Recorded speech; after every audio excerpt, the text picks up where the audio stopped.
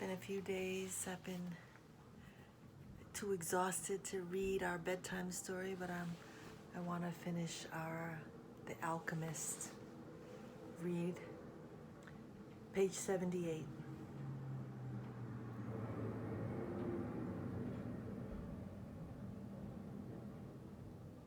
The boy, too, had his book, and he had tried to read it during the first few days of the journey. But he found it much more interesting to observe the caravan and listen to the wind. As soon as he learned to know his camel better and to establish a relationship with him, he threw the book away. Although the boy had developed a superstition that each time he opened the book he would learn something important, he decided it was an unnecessary burden. He became friendly with the camel driver who traveled alongside him. At night, as they sat around the fire, the boy related to the driver his adventures as a shepherd. During one of these conversations, the driver told of his own life. "I used to live near El Kairoum," he said. "I had my orchard, my children, and a life that would change not at all until I died. One year, when the crop was the best ever, we all went to Mecca, and I satisfied the only unmet obligation in my life. I could die happily, and that made me feel good. One day, the earth began to tremble and the Nile overflowed its banks. It was something that I thought could happen only to others, never to me. My neighbors feared they would lose all their olive trees in the flood, and my wife was afraid that we would lose our children. I thought that everything I owned would be destroyed. The land was ruined, and I had to find some other way to earn a living. So now I'm a camel driver. But that disaster taught me to understand the word of Allah. People need not fear the unknown if they are capable of achieving what they need and want. We are afraid of losing what we have, whether it's our life or our possessions and property. But this fear evaporates when we understand that our life stories and the history of the world were written by the same hand. Sometimes their caravan met with another. One always had something that the other needed, as if everything were indeed written by one hand. As they sat around the fire, the camel drivers exchanged information about windstorms and told stories about the desert.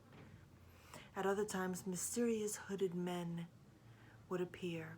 They were Bedouins who did surveillance along the caravan route. They provided warnings about thieves and barbarian tribes. They came in silence and departed the same way, dressed in black garments that showed only their eyes. One night, a camel driver came to the fire where the Englishman and the boy were. "There are rumors of tribal wars," he told him. The three fell silent. The boy noted that there was a sense of fear in the air, even though no one said anything. Once again, he was experiencing the language without words, the universal language. The Englishman asked if they were in danger.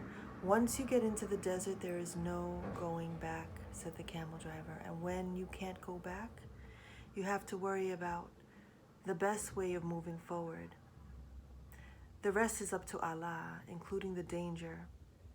And he concluded by saying the mysterious word, maktub.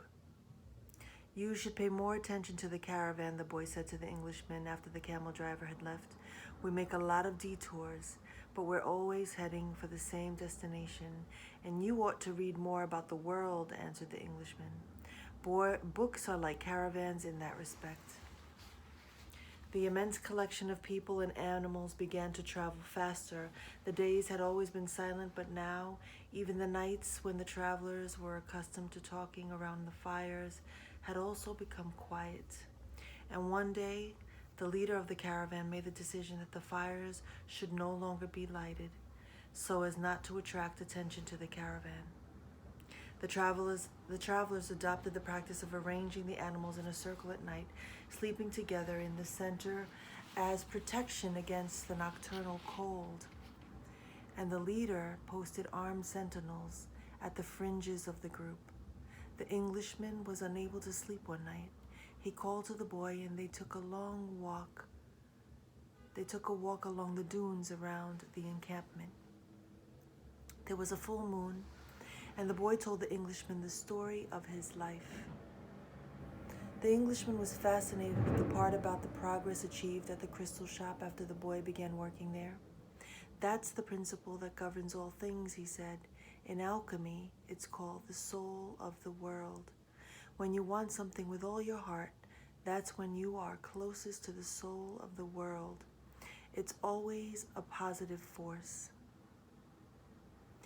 He also said that this was not just a human gift, that everything on the face of the earth had a soul, whether mineral, vegetable, or animal, or even just a simple thought. Everything on earth is being continuously transformed because the earth is alive and it has a soul. We are part of that soul. So we rarely recognize that it is working for us. But in the crystal shop, you probably realized that even the glasses were collaborating in your success. The boy thought about that for a while, and as he looked at the moon and the bleached sands, I have watched the caravan as it crossed the desert, he said. The caravan and the desert speak the same language, and it's for that reason that the desert allows the crossing. It's going to test the caravans every step to see if it's in time, and if it is, we will make it to the oasis. It's either of us, if either of us had joined this caravan based only on our personal courage, but without understanding that language, this journey would have been much more difficult. They stood there looking at the moon. That's the magic of omens, said the boy. I've seen how the guides read the signs of the desert and how the soul of the caravan speaks to the soul of the desert. The Englishman said, I'd better pay more attention to the caravan. And I'd better read your books, said the boy. They were strange books. They spoke about Mercury, salt, dragons, and kings, and he didn't understand any of it. But there was one idea that seemed to repeat itself throughout all the books. All things are the manifestation of one thing only. In one of the books, he learned that the most important text in literature text in the literature of alchemy contained only a few lines and had been inscribed on the surface of an emerald. It's the emerald tablet, said the Englishman, proud that he might teach the boy something. Well then, why do we need all these books? The boy asked. So that we can understand those few lines, the Englishman answered, without appearing really to believe what he had said. The book that most interested the boy told the stories of the famous alchemists. They were men who had dedicated their entire lives to the purification of metals in their laboratories. They believed that if a metal were heated for many years, it would free itself of all its individual properties, and what was left would be the soul of the world. This soul of the world allowed them to understand anything on the face of the earth because it was the language with which all things communicated. They called that discovery the masterwork. It was part liquid and part solid. Can't you just observe men and omens in order to understand the language? The boy asked. You have a mania for simplifying everything, answered the Englishman, irritated. Alchemy is a serious discipline. Every step has to be followed exactly as it was followed by the masters. The boy learned that the liquid part of the master work was called the elixir of life, and that it cured all illnesses. It also kept the alchemist from growing old. And the solid part was called the philosopher's stone. It's not easy to find the philosopher's stone, said the Englishman. The alchemists spent years in their laboratories observing the fire that purified the metals.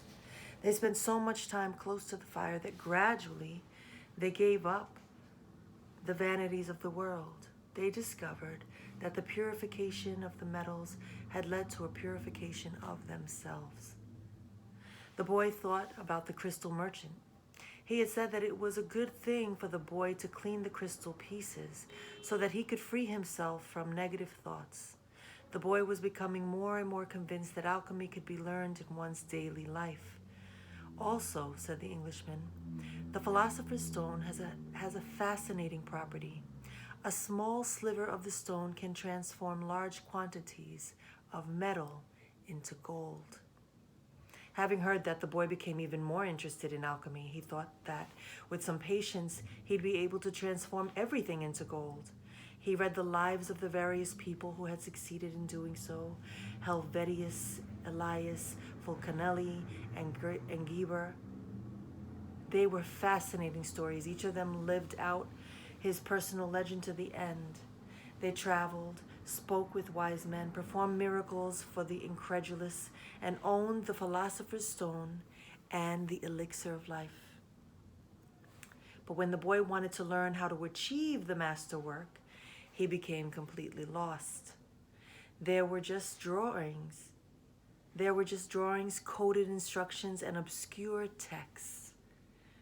Why do they make things so complicated, he asked the Englishman one night.